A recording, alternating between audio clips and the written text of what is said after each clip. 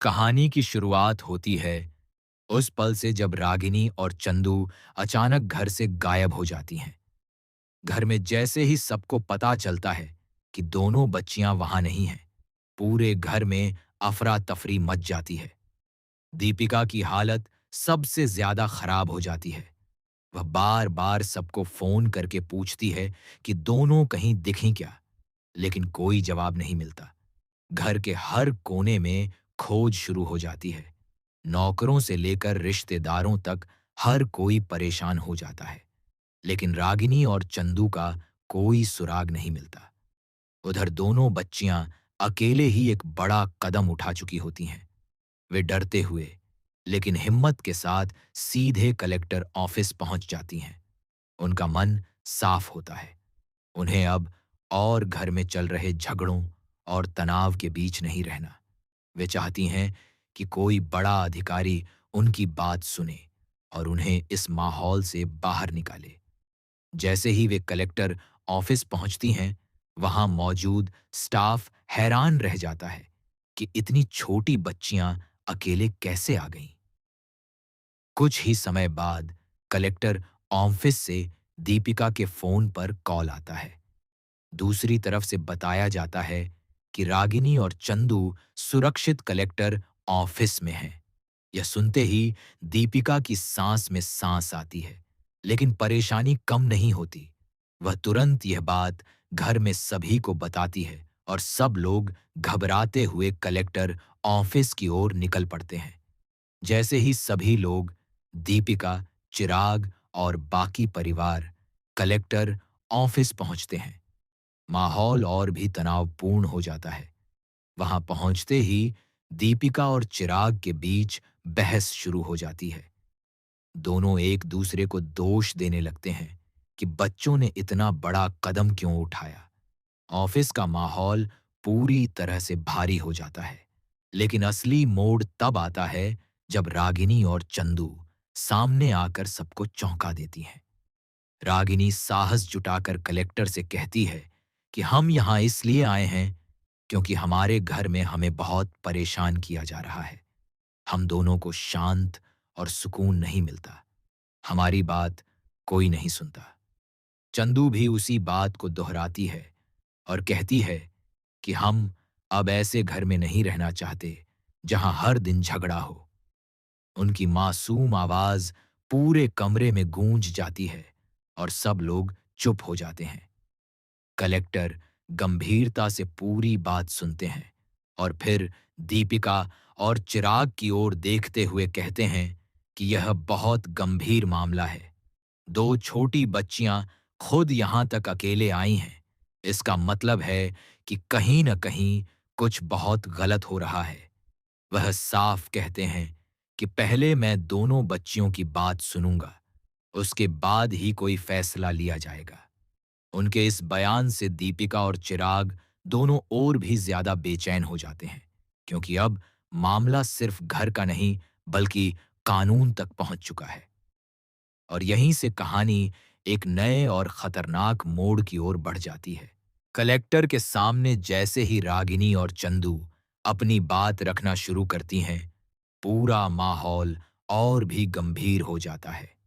दोनों बच्चियां डरी हुई जरूर हैं, लेकिन उनके चेहरे पर एक अजीब सी मजबूती भी दिखाई देती है। वे साफ साफ बताती हैं कि घर में लगातार तनाव रहता है। माँ और पापा के बीच हर दिन झगड़ा होता है और इस सब का सबसे ज्यादा असर उन दोनों पर पड़ रहा है। रागिनी कहती है कि हमें ऐसा लगता है जैसे हमारा घर अब घर नहीं रहा, बस एक लड़ाई का मैदान बन गया है जहां कोई हमारी भावनाओं को समझने की कोशिश ही नहीं करता। चंदू भी अपनी बात जोड़ते हुए कहती है कि हम दोनों ने कई बार कोशिश की कि सब कुछ ठीक हो जाए, लेकिन हर बार हालात और बिगड़ जाते हैं। वह रोते रोते बताती है कि कई बार उन्हें अकेला महसूस होता है और उन्हें डर लगता है कि आगे क्या होगा। उनकी बातें सुनकर कलेक्टर का चेहरा गंभीर हो जाता है। वह समझ जाते हैं कि मामला सिर्फ छोटे मोटे घरेलू झगड़े का नहीं, बल्कि बच्चों के मानसिक तनाव का है। इसी बीच दीपिका और चिराग दोनों अपनी अपनी सफाई देने लगते हैं। दीपिका कहती है कि उसने हमेशा बच्चों का ध्यान रखा है, लेकिन हालात ऐसे बन गए कि रिश्तों में दूरियां बढ़ती चली गईं। वहीं चिराग गुस्से में कहता है कि उसे हमेशा गलत समझा गया और उसने कभी बच्चों को नुकसान पहुंचाने की कोशिश नहीं की। दोनों की बातों से साफ हो जाता है कि समस्या सिर्फ बच्चों के सामने नहीं, बल्कि पति पत्नी के रिश्ते में गहराई से जुड़ी हुई है। कलेक्टर दोनों को रोकते हुए कहते हैं कि अभी यहां आरोप प्रत्यारोप का समय नहीं है। उन्होंने साफ शब्दों में कहा कि सबसे पहले बच्चों की सुरक्षा और मानसिक स्थिति सबसे महत्वपूर्ण है। वह यह भी बताते हैं कि अगर बच्चे खुद इस तरह से घर छोड़कर सरकारी दफ्तर तक आ गए हैं, तो यह संकेत है कि स्थिति काफी गंभीर हो चुकी है। उनकी आवाज में सख्ती भी है और चिंता भी, जिससे कमरे का तनाव और बढ़ जाता है। इसके बाद कलेक्टर एक बड़ा कदम उठाने का संकेत देते हैं। वह कहते हैं कि वे इस मामले में तुरंत निर्णय लेने जा रहे हैं, लेकिन उससे पहले वह बच्चों से अकेले में बात करना चाहते हैं, ताकि बिना किसी दबाव के सच्चाई सामने आ सके। यह सुनते ही दीपिका और चिराग दोनों घबरा जाते हैं, क्योंकि अब उन्हें डर है कि बच्चे कहीं उनके खिलाफ कुछ ऐसा न कह दें जिससे स्थिति और बिगड़ जाए। रागिनी और चंदू को एक अलग कमरे में ले जाया जाता है, जहां कलेक्टर उनसे बेहद शांत माहौल में बातचीत करते हैं। वहां बच्चियां खुलकर अपनी भावनाएं व्यक्त करती हैं। वे बताती हैं कि उन्हें सबसे ज्यादा कमी शांति और प्यार की महसूस होती है। वे कहती हैं कि हमें सिर्फ एक ऐसा घर चाहिए जहां लड़ाई न हो, जहां माँ और पापा दोनों साथ बैठकर हमें मुस्कुराते हुए देखें। उनकी मासूम बातें कलेक्टर के दिल को भी छू जाती हैं। उन्हें साफ समझ आ जाता है कि यह मामला सिर्फ कानूनी नहीं, बल्कि भावनात्मक रूप से भी बहुत संवेदनशील है। उधर बाहर दीपिका और चिराग बेचैनी में इंतजार कर रहे होते हैं। दोनों के मन में अलग-अलग डर और सवाल घूम रहे होते हैं कि आखिर बच्चे अंदर क्या कह रहे होंगे और अब आगे क्या फैसला आने वाला है। और इसी तनाव के बीच कहानी एक और बड़े मोड़ की तरफ बढ़ने लगती है। कलेक्टर अब पूरी तरह से स्थिति को समझ चुके होते हैं। रागिनी और चंदू की बातें सुनने के बाद उनके चेहरे पर गंभीरता और बढ़ जाती है। वह महसूस करते हैं कि यह मामला केवल झगड़े या गलतफहमियों का नहीं, बल्कि बच्चों की मानसिक शांति और सुरक्षा से जुड़ा हुआ है।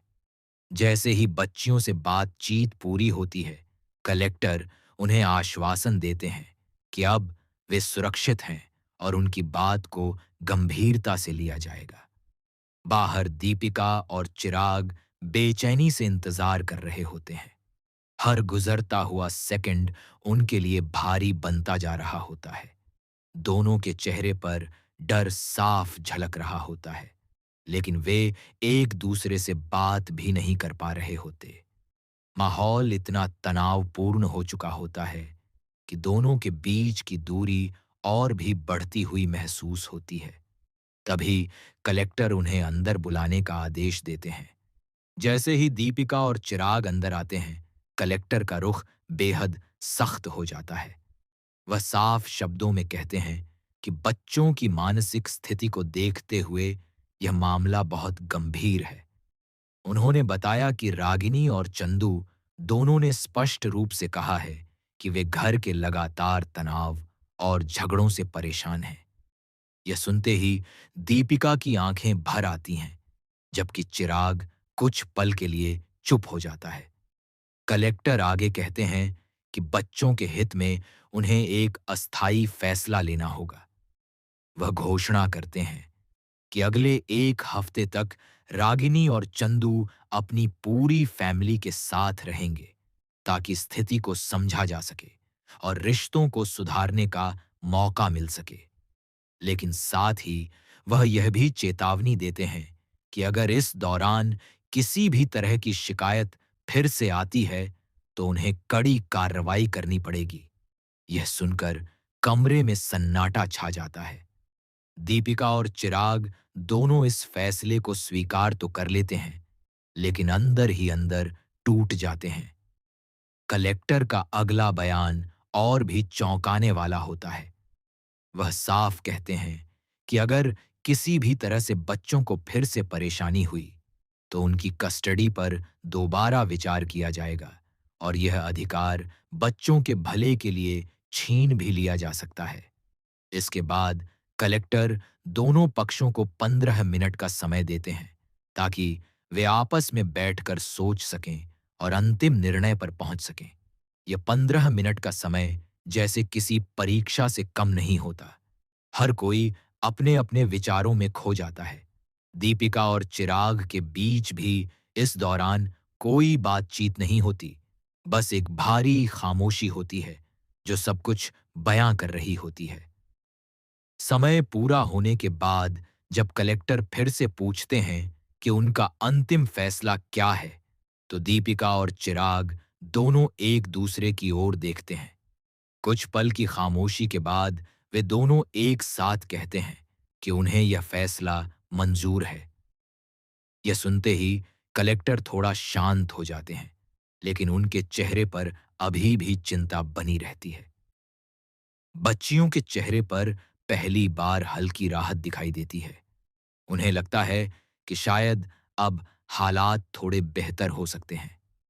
वहीं दीपिका और चिराग के दिल में एक अजीब सा डर और पछतावा दोनों साथ-साथ चल रहे होते हैं। और इसी फैसले के साथ कहानी एक नए मोड़ पर पहुंच जाती है, जहां सब कुछ बदलने की शुरुआत हो चुकी होती है। कलेक्टर के फैसले के बाद माहौल थोड़ा शांत जरूर हो जाता है, लेकिन दिलों के अंदर उठ रहा तूफान अभी भी थमा नहीं होता। रागिनी और चंदू अब अपने माता-पिता के साथ घर लौट आती हैं। घर का माहौल वही होता है, लेकिन अब हर किसी की नजरें बदल चुकी होती हैं। हर कोई समझ चुका होता है कि इस बार मामला सिर्फ झगड़े का नहीं, बल्कि बच्चों की भावनाओं और उनके टूटते भरोसे का है। घर पहुंचते ही एक अजीब सी खामोशी छा जाती है। न कोई पहले जैसा शोर होता है, न ही पुरानी तरह की बहस। दीपिका और चिराग दोनों कोशिश करते हैं कि बच्चों के सामने सामान्य व्यवहार करें, लेकिन उनके बीच की दूरी साफ दिखाई देती है। रागिनी और चंदू भी अब पहले जैसी मासूम मुस्कान में नहीं होती। उनके चेहरे पर अभी भी वह डर और अनिश्चितता बनी रहती है। धीरे धीरे दिन गुजरने लगते हैं और हर दिन कुछ न कुछ बदलता जाता है। दीपिका अपने बच्चों के साथ ज्यादा समय बिताने की कोशिश करती है, उन्हें समझाने और प्यार देने की कोशिश करती है, लेकिन कई बार उसकी अपनी भावनाएं ही उसके रास्ते में आ जाती हैं। चिराग भी अपने गुस्से को नियंत्रित करने की कोशिश करता है, लेकिन पुरानी बातों की परछाइयां बार-बार सामने आ जाती हैं।